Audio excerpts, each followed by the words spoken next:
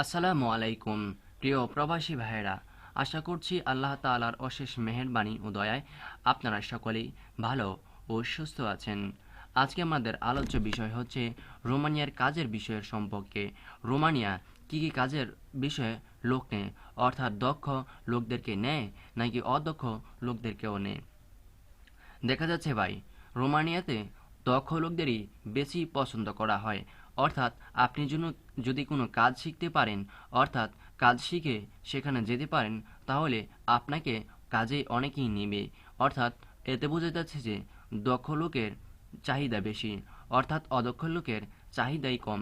বিশেষ করে hotel, restaurant, work permit এবং ওয়ার্ক পারমিটের মাধ্যমে যেতে হবে, এবং হোটেল ও রেস্টুরেন্ট, ইলেকট্রনিক ভিসা এবং কফি শপের ভিসা এবং আরও অন্যান্য বিষয়ে যারা দক্ষ রয়েছেন তাদেরকে কিন্তু রোমানিয়ানরা পছন্দ করে এবং তাদেরকেই নিতে চায়।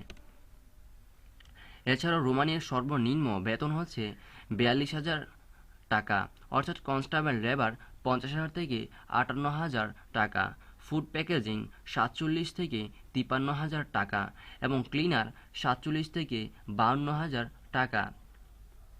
ওয়েল্ডারের বেতন 64,000 থেকে 69,000 টাকার মতো এবং মেশিন অপারেটর 52,000 থেকে 57,000 টাকা।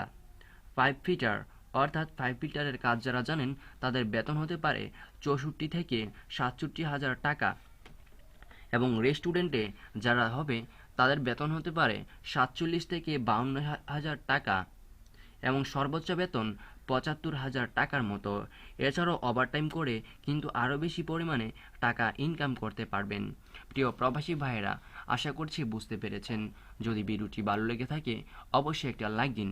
পরবর্তী ভিডিও পেতে সাবস্ক্রাইব করে আমাদের সাথেই থাকুন।